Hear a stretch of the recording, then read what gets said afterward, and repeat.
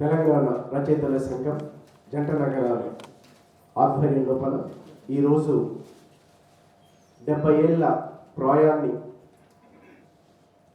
పాదం మోపినటువంటి ముగ్గురు సాహితీవేత్తల యొక్క సందర్భాన్ని త్రివేణి సంఘంలాగా రవీంద్ర భారతి వేదికగా ఒక సాహిత్య సమాలోచన వాళ్ళ యొక్క జీవితంలోని పలు ఘట్టాలని ఈరోజు ముచ్చటించుకునేటువంటి కార్యక్రమంలో భాగంగా 3వ సప్తతి సభ డాక్టర్ నందిని సిద్ధారెడ్డి గారి గురించి మాట్లాడుకుందాం, ముచ్చటించుకుందాం. నిజానికి ఆధునిక తెలుగు సాహిత్యంలో బహుశా ప్రాచీన కాలంలో ఏం జరగలేదో మన నారాయణ సార్ లాంటి వాళ్ళు చెప్పాల్సిందే.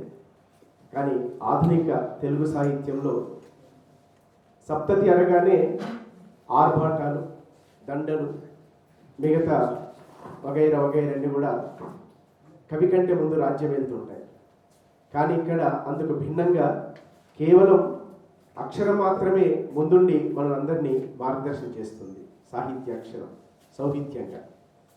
అట్లా మరి ఇంతకుముందు మనం మొదటగా కందుకూరి శ్రీరామ్ గారి యొక్క వ్యక్తిత్వం, సాహితీ వ్యక్తిత్వాన్ని, ఆ తర్వాత ఇప్పటిదాకా డాక్టర్ నాగేశ్వర శంకర్ గారి యొక్క వ్యక్తిత్వం, సాహితీ వ్యక్తిత్వం వాటిని మనం విన్నాం.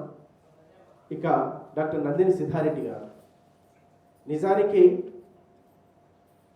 కవి, ఎందుకంటే శ్రీశ్రీ గారు లాంటి వాళ్ళు కూడా ఆధునిక తెలుగు సాహిత్యానికి, అందున అభ్యుదయ సాహిత్యానికి చుక్కానిలాగా చెప్పుకునేటువంటి, ఇక్కడ నేను వేరేగా చెప్పడం కాదు, ఆయన ఇక్కడే నిజాం రాష్ట్రంలో ఉద్యోగిగా పనిచేస్తూ కూడా జరుగుతున్నటువంటి మారణ హోమాన్ని తొంగిచూడలేని ఒక అపవాదం కూడా మనం చూస్తున్నాం, చదివాం. కానీ నందిని సిద్ధారెడ్డి గారు తాను ఏ రోజైతే సాహిత్యమందు తన యొక్క మూలమలుపు తీసుకున్నారో, ఇందుకు నేపథ్యం వాళ్ళ తండ్రి గారు, ఒకవైపున తండ్రి గారు భూ పోరాటంలో ఉండడం, వాటి యొక్క ఆ రుచిని చూడడం, ఆ సాధక బాధకాలు, ఆ చర్చలన్నీ కూడా తనలో ఉండేటువంటి ఒక కవిని మేల్కొల్పాయి, ఒక అభ్యుదయ దృక్పథాన్ని మేల్కొల్పాయి. లేదా ఏ దేవులపల్లి కృష్ణశాస్త్రి లాగా ఒక సౌరభములు ఏల చెమ్ము పుష్పవరజంబు చంద్రికల నేల వెదజల్లు చందమామ ఏల సలిలంబు వారు గాడ్పేల విసురు ఏలనా హృదయంబు ప్రేమించునని అనుకుంటూ సిద్ధారెడ్డి గారు ఎక్కడో భావకయుక్తం దగ్గర అయిపోయిన భావకుడే. కానీ ఆయన యొక్క కృతి అంతా కూడా ప్రకృతితో మమేకమైనటువంటిదే. ఎందుకంటే తన ఊరి నుంచి వెళ్ళి ఎల్కటూరుకి దాదాపు 12 మైళ్ళు కిలోమీటర్లు నడుచుకుంటూ వెళ్ళి చదివి ప్రకృతిని ఆస్వాదించారు. కానీ ఎప్పుడు కూడా ప్రకృతి సమస్తం అనుకోకుండా ప్రజా చైతన్యం వైపే తన అక్షరాన్ని మలుచుకున్నటువంటి ఒక అభ్యుదయ కవి నందిని సిద్ధారెడ్డి గారు. నిజానికి చాలామందిని చూస్తుంటాం, వాళ్ళు సమాజాన్ని చైతన్యం కలిగించవచ్చు తన సాహిత్యాక్షరం ద్వారా. కానీ సిద్ధారెడ్డి గారు తానే ఒక ఉద్యమ స్ఫూర్తి అయి, తానే ఒక ఉద్యమమై ముందుండి నడిపినటువంటి సందర్భం. నేను చాలాసార్లు తెలంగాణ ఉద్యమం లోపల దూరంగా ఉంటూ సభల్లో ఉంటే సిద్ధారెడ్డి గారి యొక్క మాటలు విన్నాం.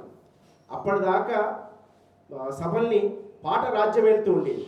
ఒక దేశపతి శ్రీనివాస్ గారు, రసమై బాలకృష్ణ గారు, ఇలాంటి వాళ్ళందరూ కూడా పాటతో ఉర్రూతలిస్తుంటే ఒక మాటతోని సభను జయించినటువంటి ఏకైక వ్యక్తి నందిని సిద్ధారెడ్డి గారి భావం. మాటతో చూడండి ఎంతసేపు మనకు ఉంది ఒకటి మాట ఆగిన చోట పాట మొదలవుతుందని. కానీ పాట నాపి మాటని గెలిపించినటువంటి ఖ్యాతి సిద్ధారెడ్డి సార్కి దక్కుతుంది. అలాంటి గొప్పైనటువంటి శక్తివంతమైనటువంటి మాట సిద్ధారెడ్డి గారిని చూస్తుంటాం.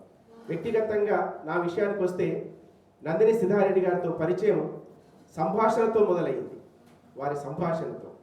ఎందుకంటే వాళ్ళ తమ్ముడు నేను ఇద్దరం కలిసి, భగవాన్ రెడ్డి గారు ఇద్దరం కలిసి ఆలేరులో ఒక ప్రైవేట్ కళాశాలలో ఆయన హిస్టరీ లెక్చరర్గా, నేను తెలుగు లెక్చరర్గా 90 నుంచి పనిచేశాను.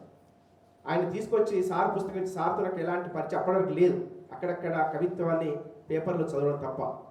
ఆ సంభాషణ తన ఇంతకుముందు పొద్దున్నే ఆ క్రికెట్ ఆడేటువంటి బాల్యమిత్రుడు ఎవరైతే ఉన్నారో ఆ సన్నీ గురించి రాసినటువంటి కవిత నిజంగా ఇప్పటికీ నన్ను అది మనసును తొలుస్తూ ఉంటుంది. అంటే సమాజ నిర్మాణం లోపల తానే ఒకల్తా పుచ్చుకొని, పేదవాడి వైపున ఒకల్తా పుచ్చుకొని ఎంత గొప్ప కవిత్వాన్ని సిద్ధారెడ్డి గారు చెప్పారనేటువంటిది. ఇట్లా తాను ఆనాటి నుంచి ఈనాటి వరకు ఈ 7 దశాబ్దాల జీవన ప్రస్థానం లోపల ముందు కొద్దిగా కొంచెం వదిలిపెట్టేస్తే మరి మిగతా 5 దశాబ్దాల పైచిలకు జీవితం అంతా కూడా ఈ తెలంగాణ సమాజం కోసం, ఈ బడుగు సమాజం కోసం తాను అర్పించడం జరుగుతూ వచ్చింది. ఇంత చాలామంది వక్తలు చెప్పారు, ఎక్కడ కూడా వెనుకడు వేయకుండా తన బలమైనటువంటి తన యొక్క కలం ద్వారా, తన గలం ద్వారా ఈ సమాజం ఇప్పటికి కూడా నిలదీసి నిలబడే ఉన్నారు. ఎందుకంటే మనందరం సిటీవాళ్ళు చూసాం, ఎన్ని తాయిలాలు ఇచ్చినా కూడా వంగనటువంటి మనస్తత్వం నందిని సిద్ధారెడ్డి సొత్తు.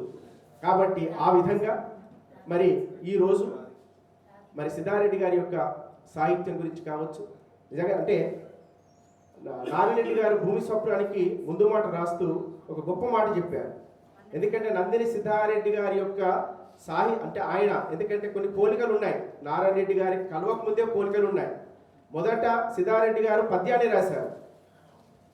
పద్యం తర్వాత బాగా ఇష్టపడ్డది ఏంటంటే పాటలు ఇష్టపడ్డారు. దాదాపు 100 పాటలు రాసి అందులో కొన్ని చించేసి కొన్నిటి నిర్మాతలకు పంపించి అవన్నీ కూడా మొదలుచున్నారు. కానీ తర్వాత అదే పాట మళ్ళీ సిద్ధారెడ్డి గారిని తెలంగాణ హృదయాలకు చేర్చింది.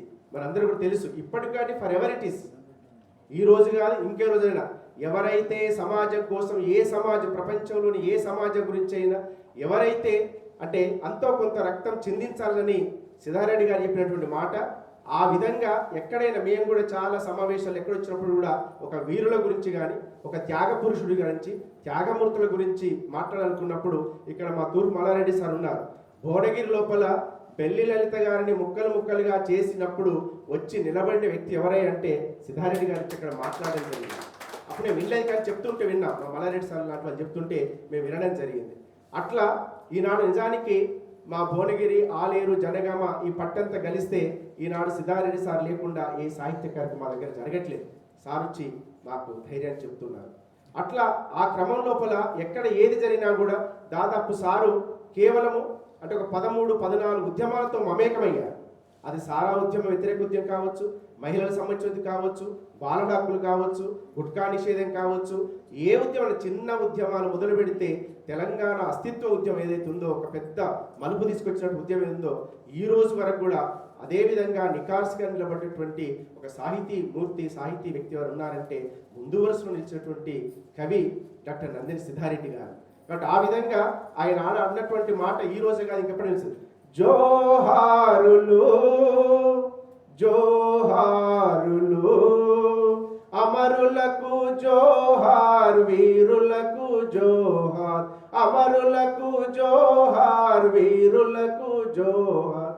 మా ఉల్లా రేవుల్ల మట్టి పొత్తిల్లల్లా, మట్టి పొత్తిల్లల్లా, తవ్వా పువ్వుల తీరు అమరులుంటారు, అమరులుంటారు, తవ్వా పువ్వుల తీరు అమరులుంటారు. జోహారులు జోహారులు. కాబట్టి అలాంటి ఒక వీరత్వాన్ని తన అక్షరబద్ధం చేసినటువంటి కవి డాక్టర్ నందిని సిద్ధారెడ్డి గారు. ఆయన యొక్క గురించి ఎందుకంటే సభాధ్యక్షుడు కూడా ఎప్పుడు ఒక మాట, పువ్వు వచ్చి అంటే తొడిమొచ్చి పువ్వును మింగొద్దు, కాబట్టి పువ్వును మింగేటువంటి ప్రయత్నం సభాధ్యక్షుడు చేయకూడదు. కాబట్టి సరే సార్ గురించి మాట్లాడడానికి, ఎందుకంటే చరిత్రాచరణ కాదు, ఎన్నిసార్లు సిద్ధారెడ్డి గారి యొక్క సాహిత్యం నుంచి మనం మాట్లాడుకుంటే రోమాలు నిక్కపొడుస్తూ ఉంటాయి. నారాయణ గారు అన్నట్టుగా తన యొక్క ప్రతి అక్షరంలో కవిత్వాన్ని పొదిగించినటువంటి కవి నందిని సిద్ధారెడ్డి గారు.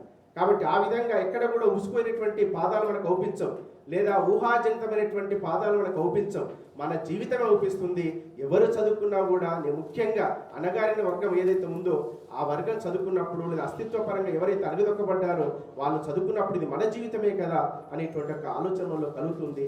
ఆ విధంగా నందిని సిద్ధారెడ్డి గారు మరి చేసినటువంటి ఈ సాహిత్యం అనేటువంటి కృషి ఏదైతే ఉందో, లేదా సాహిత్య ప్రస్థానం ఏదైతే ఉందో చాలామంది చెప్పుకుంటారు.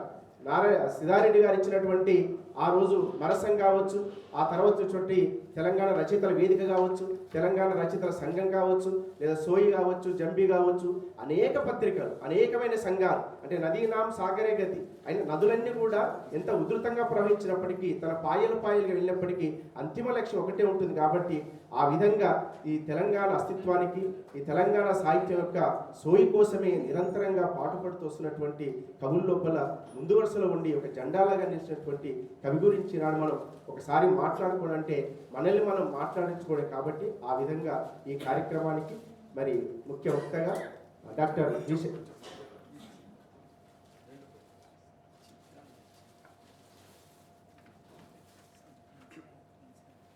అంతకంటే ముందు ఒక చిన్న సబ్మిషన్ అండి. ఈ కార్యక్రమం లోపల శ్రీ పి గంగాధర్ గారు, మరి అహోబిలం ప్రభాకర్ గారు, ముందుగా గంగాధర్ గారిని ఆహ్వానిస్తున్నాం. పి గంగాధర్ గారు వారు నందిని సిద్ధారెడ్డి గారికి చిత్రాన్ని బహుకరిస్తారు. వారి వేదిక స్వాగతిస్తుంది. ఒకసారి చప్పట్లో మనం అభినందన తెలియజేద్దాం.